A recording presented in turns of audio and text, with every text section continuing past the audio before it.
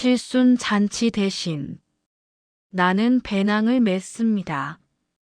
30년을 버텨온 이 집이 도어락 비밀번호를 바꾸던 날 내 손가락은 미세하게 떨렸지만 마음은 평온했습니다.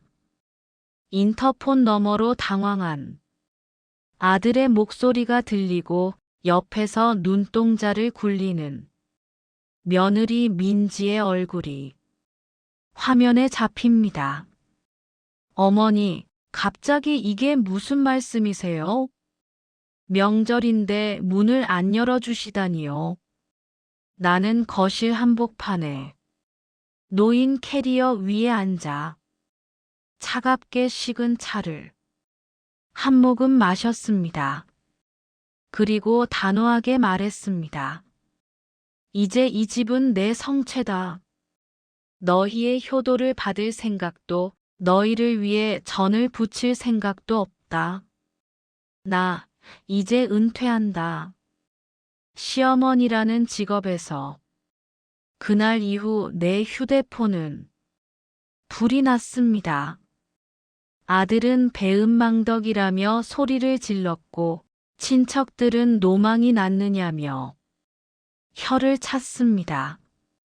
하지만 단 한 사람, 90년생 며느리 민지만은 달랐습니다. 그녀는 당황한 기색을 지우고 나에게 메시지를 보냈습니다.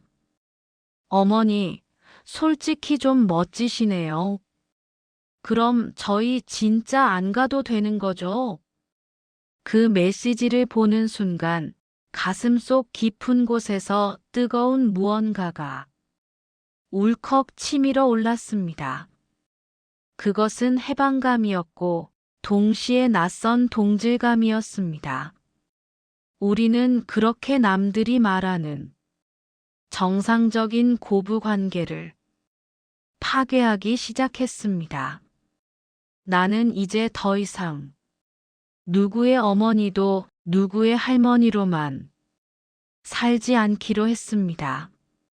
내 이름 세 글자 박영숙으로 살아가기 위해 나는 가장 사랑하는 이들로부터 나를 격리시켰습니다. 65세, 남들은 노후를 준비하며 자식에게 기댈 곳을 찾을 때 나는 자식이라는 닻을 끊고 거친 바다로 나갈 준비를 마쳤습니다. 이것은 버림받은 노인이 독백이 아닙니다.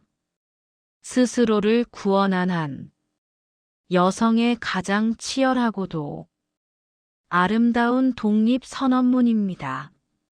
지금부터 제가 왜 그토록 단단했던 가족의 울타리를 스스로 부수고 나왔는지 그 이야기를 들려드리려 합니다.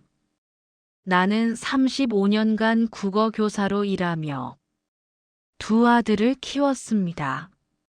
남편은 10년 전 암으로 먼저 세상을 떠났고 나에게 남은 건 서울 변두리의 32평 아파트 한 채와 연금 그리고 장성한 아들뿐이었습니다. 아들 녀석이 결혼할 때 나는 내가 가진 전 재산의 절반인 2억 원을 내주었습니다. 그것이 부모의 도리라 믿었고 나중에 내가 늙으면 그만큼 대우받을 거라는 보상, 심리도 분명히 있었습니다.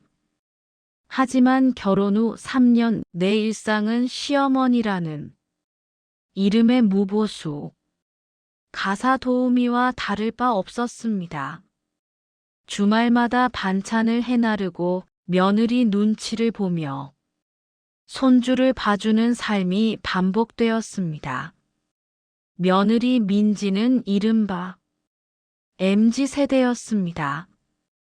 자기 주관이 뚜렷하고 싫은 건 싫다고 말하는 아이였습니다.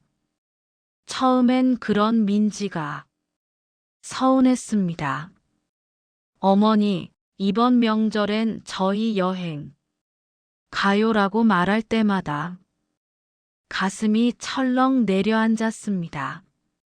나는 내 시어머니에게 평생을 바쳐 제사상을 차렸는데 이 아이는 어쩌면 저렇게 당당할까 싶었습니다. 하지만 서운함보다 더 큰 건 부러움이었습니다. 자신을 위해 당당히 시간을 쓰는 그 아이를 보며 나는 한 번도 가져보지 못한 자기 자신에 대한 갈망을 느꼈습니다. 나는 거울 속에 늙은 여자를 보았습니다. 목주름은 깊어지고 눈빛은 흐릿했습니다. 매일 아침 6시에 일어나 아파트 단지를 산책하고 경로당 대신 도서관에 갔습니다. 하지만 돌아오는 길엔 늘 마트에서 아들네 줄고기를 샀습니다. 내 인생의 중심축은 여전히 내가 아닌 타인에게 있었습니다. 퇴직금 3억 원은 통장에서 잠자고 있었지만 나는 1,000원짜리 콩나물 값을 깎으며 살았습니다. 혹시라도 아들이 사업이라도 한다면, 손주가 대학이라도 간다면 줘야 한다는 강박 때문이었습니다. 그러던 어느 날 거실 벽에 걸린 남편이 영정 사진을 닦다가 깨달았습니다. 남편도 저렇게 가버렸는데 나도 이렇게 누군가의 배경으로만 살다 죽겠구나. 소름 끼치는 공포가 나를 덮쳤습니다. 변화는 사소한 곳에서 시작되었습니다. 동창회에서 만난 친구. 정희가 스페인 산티아고 순례길을 다녀왔다는 이야기를 들려주었습니다. 영수가 거기선 내가 누군가의 엄마도 마누라도 아니더라. 그냥 걷는 사람일 뿐이야. 그 말이 내 심장을 때렸습니다. 나는 그날 밤 잠을 이루지 못했습니다. 내 통장에 든 3억 원, 그리고 이 아파트. 이것들을 쥐고 있으면 나는 영원히 아들 가족이 보험으로 남을 터였습니다. 나는 결심했습니다. 이 돈을 나를 위해 쓰기로. 그리고 그 첫 번째 단계로 며느리 민지에게 전화를 걸었습니다. 민지야, 나 이번 추석부터 제사 안 지낸다. 그리고 너희도 오지 마라. 수화기 너머로 정적이 흘렀습니다. 예상했던 반응이었습니다. 뒤이어 아들의 항에 섞인 목소리가 들려왔습니다. 엄마, 갑자기 왜 그래요? 민지가 뭐 잘못했어요? 나는 웃음이 나왔습니다. 자식들은 늘 부모의 변화를 누군가의 잘못 탓으로 돌리곤 합니다. 나는 차분하게 대답했습니다. 아니, 민지는 잘못 없다. 내가 내 인생 좀 살고 싶어서 그래. 나 이제부터 너희 엄마 안 하고 그냥 박영숙으로 살 거다. 반찬 배달도 끝이다. 그날 이후 나는 전국에 실버타운과 1인 가구 전용 주택을 알아보기 시작했습니다. 지금 사는 아파트를 처분하고 작은 오피스텔로 옮긴 뒤 남은 돈으로 전 세계를 여행하겠다는 계획을 세웠습니다. 친구들은 미쳤다고 했습니다. 나중에 아들한테 버림받으면 어쩌려고 그러니? 하지만 나는 되물었습니다. 자식에게 매달려 사는 게 이미 버림받은 삶 아니니? 며느리 민지가 따로 만나자고 연락이 왔을 때 나는 직감했습니다. 이것이 내 인생의 이막을 여는 진짜 시작이라는 것을요. 우리는 동네 카페에서 만났고 민지는 나에게 뜻밖의 제안을 했습니다. 민지는 내 예상보다 훨씬 쿨했습니다. 어머니, 사실 저도 명절 때마다 스트레스였어요. 어머니가 이렇게 먼저 말씀해 주시니 감사해요. 그녀는 오히려 나의 독립을 응원했습니다. 나는 아파트를 매각했습니다. 30년 넘게 정든 가구들을 버리고 꼭 필요한 집만 챙겨 서해안의 작은 바닷가 마을에 위치한 고령자 친화주택으로 이사했습니다. 아들은 끝까지 반대하며 얼굴도 비치지 않았지만 나는 상관없었습니다. 이사 당일 민지가 혼자 찾아와 이삿짐 정리를 도와주었습니다. 우리는 짜장면을 시켜 먹으며 처음으로 고부 관계가 아닌 여자 대 여자로 대화했습니다. 어머니, 이 돈으로 진짜 하고 싶은 게 뭐예요? 민지의 질문에 나는 미리 써둔 버킷리스트를 보여주었습니다. 유화 배우기 혼자서, 제주도 한 달 살기, 그리고 영어 회화 공부하기. 민지는 내 리스트를 보더니 엄지를 치켜 세웠습니다. 멋져요. 제가 영어 앱 결제해 드릴게요. 나는 생전 처음으로 아들이 아닌 며느리와 비밀 공유자가 된 기분이었습니다. 바닷가 마을에서의 삶은 평화로웠습니다. 아침엔 파도 소리에 잠을 깨고 오후엔 근처 복지관에서 그림을 그렸습니다. 아들네 집 청소를 안 해도 되고 며느리 눈치 보며 반찬통을 씻지 않아도 되는 삶은 상상 이상으로 달콤했습니다. 내 퇴직금 3억 원 중 1억 원은 연금 보험에 추가로 넣었고 나머지 1억 원은 여행, 경비로 따로 떼어두었습니다. 나머지 1억 원은 만약의 사태를 대비한 비상금으로 묶어두었죠. 매달 나오는 연금 350만 원은 혼자 살기에 차고 넘쳤습니다. 나는 백화점에서 내가 입고 싶었던 화려한 원피스도 사고 비싼 호텔 애프터눈 티세트도 즐겼습니다. SNS를 시작해 내 일상을 올리기 시작하자 팔로워들이 생겼습니다. 멋진 할머니라는 댓글이 달릴 때마다 내 존재 가치가 증명되는 기분이었습니다. 나는 진정으로 독립에 성공했다고 믿었습니다. 하지만 자유의 대가는 생각보다 빨리 찾아왔습니다. 아들과의 관계가 완전히 단절된 것이 발목을 잡았습니다. 아들은 내가 재산을 다 써버릴까봐 전전긍긍하며 전화를 피했습니다. 명절이 되어도 찾아오지 않는 자식을 보며 이웃 노인들이 수군거리기 시작했습니다. 저 집은 아들이 하나 있다더니 애미를 내팽개쳤나 봐. 쿨한 척했지만 가슴 한구석이 시렸습니다.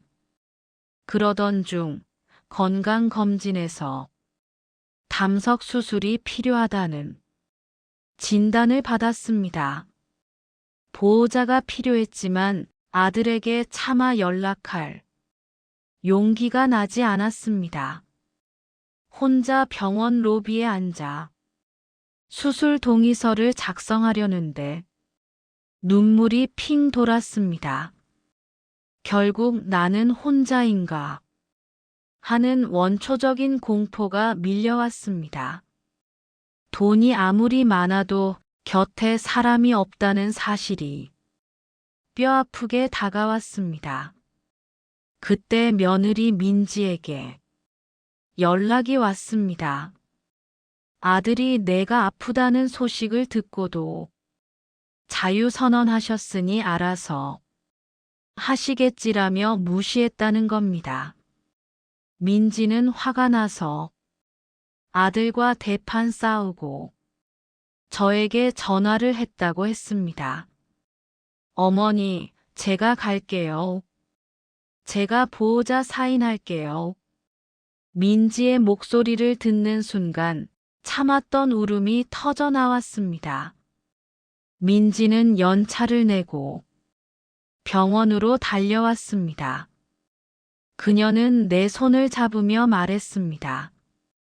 어머니, 독립이랑 단절은 다른 거잖아요. 아들은 멍청해서 그걸 몰라요. 하지만 전 어머니 편이에요. 수술 후 회복실에서 눈을 떴을 때 민지가 깎아놓은 사과를 보며 나는 생각했습니다. 내가 꿈꾼 각자도생이 혹시 너무 이기적인 것은 아니었을까? 자식에게 짐이 되지 않으려 했던 선택이 도리어 자식에게 상처를 주고 나를 고립시킨 것은 아닐까?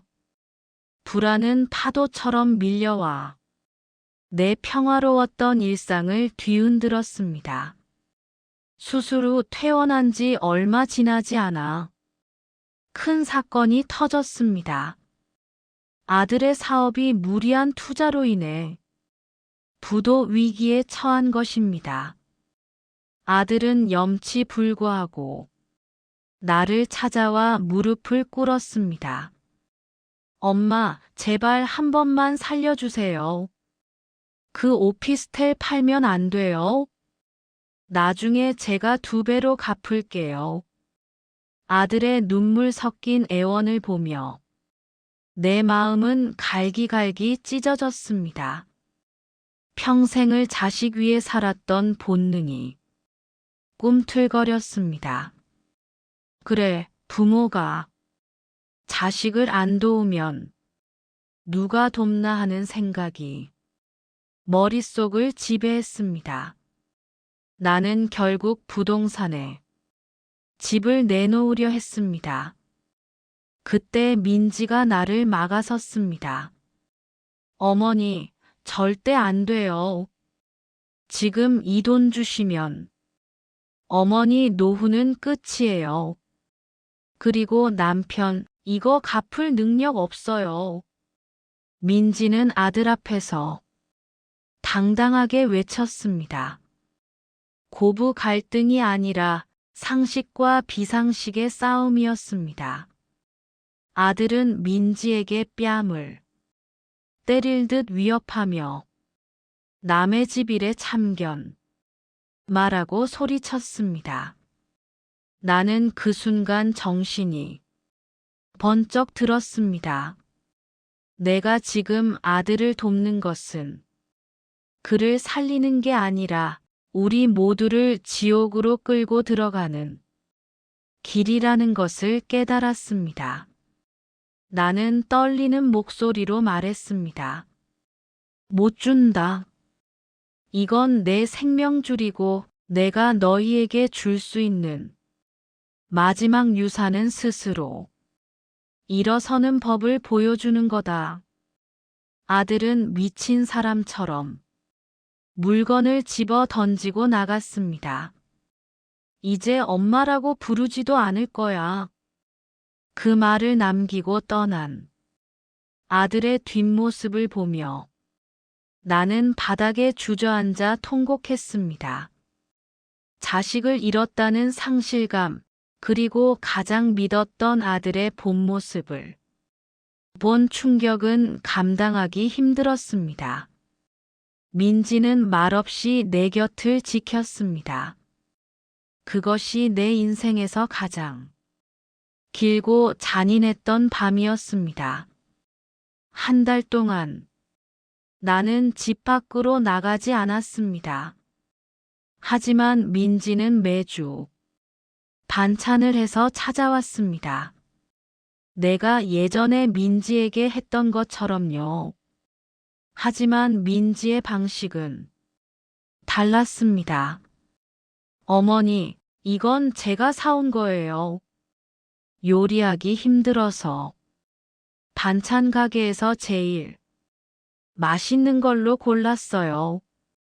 그러니까 미안해하지 마세요. 우리는 식탁에 앉아 각자의 삶을 이야기했습니다. 민지는 회사에서의 고충을, 나는 노년의 고독을 공유했습니다. 우리는 더 이상 시어머니와 며느리가 아닌 서로의 삶을 응원하는 인생 선후배가 되기로 했습니다. 나는 다시 밖으로 나갔습니다. 이번엔 아들을 위해서가 아니라 나를 진심으로 걱정해준 민지와 나 자신을 위해서였습니다. 나는 남은 돈 중 일부를 민지 자기 개발을 위한 장학금으로 내놓았습니다. 이건 증여가 아니라 투자다. 나중에 내가 더 늙어서 거동이 불편해지면 그때 내가 내 말동무가 되어주는 비용이야. 민지는 웃으며 그 돈을 받았습니다. 우리는 서로에게 구속되지 않으면서도 필요할 때 곁을 내어주는 새로운 형태의 가족이 되었습니다. 아들은 여전히 나를 원망하지만 나는 기다려주기로 했습니다. 그가 스스로를 책임지는 어른이 될 때까지요. 나는 다시 배낭을 맸습니다. 이번엔 정말로 산티아고로 떠납니다. 무릎은 조금 삐걱거리고 영어 실력은 형편없지만 내 심장은 어느 때보다 힘차게 뛰고 있습니다. 나는 이제 압니다. 진정한 효도는 자식이 부모에게 머리를 조아리는 것이 아니라 부모가 행복하게 잘 사는 모습을 보여주는 것이라는 사실을요. 그리고 진정한 독립은 타인을 밀어내는 것이 아니라 나를 지키면서도 사랑하는 이들과 적절한 거리를 유지하는 지혜라는 것을 배웠습니다. 65세 박영숙의 진짜 인생은 이제 막 시작되었습니다. 비행기 창밖으로 보이는 구름 위는 참으로 고요합니다. 예전 같았으면 이 돈이면 아들네 전셋집 보증금을 보태줄 텐데라며 손을 떨었을 테지요. 하지만 지금 제 손등 위에 놓인 건 며느리 민지가 선물해준 분홍색 여권 케이스입니다. 사람들은 묻습니다. 자식에게 문을 걸어 잠그고 혼자 떠나는 길이 무섭지 않냐고. 네, 무섭습니다. 하지만 자식이라는 이름의 족쇄에 묶여 내 영혼이 말라가는 것을 지켜보는 것보다는 덜 무섭습니다. 제가 오늘 여러분께 드리고 싶은 마지막 이야기는 세 가지입니다. 첫째, 자식은 내 인생의 성적표가 아닙니다. 우리는 자식이 잘 되면 내 공이고 자식이 엇나가면 내 죄라고 믿으며 평생을 죄인처럼 삽니다. 하지만 아닙니다. 자식은 그저 자기 인생을 사는 별개의 우주일 뿐입니다. 그 우주가 흔들린다고 해서 내 우주까지 무너뜨릴 권리는 누구에게도 없습니다. 여러분의 인생을 자식의 성취 뒤에 숨기지 마세요. 둘째, 며느리는 남이기에 가장 좋은 친구가 될 수 있습니다. 핏줄이라는 이름으로 엉겨붙어 서로를 갉아먹는 관계보다 적당한 거리에서 서로의 삶을 응원하는 타인이 훨씬 건강합니다. 제가 민지에게 쿨한 시어머니가 될 수 있었던 건 그녀를 내 가족의 부속품이 아닌 한 명의 독립된 인간으로 보았기 때문입니다. 며느리에게 효도를 기대하지 마세요. 대신 그녀의 삶을 존중해 주십시오. 그러면 뜻밖의 우정이 찾아올 것입니다. 셋째, 나를 위한 지출을 죄악시하지 마십시오. 우리는 1,000원짜리 콩나물 값은 깎으면서 자식의 무리한 요구에는 전 재산을 내던집니다. 하지만 기억하십시오. 부모가 경제적으로 단단하고 정신적으로 풍요로울 때 자식도 부모를 존경합니다. 내가 나를 대접해야 세상도 나를 대접합니다. 지금 당장 통장 잔고를 확인하고 오로지 당신만을 위한 계획을 하나 세워보세요.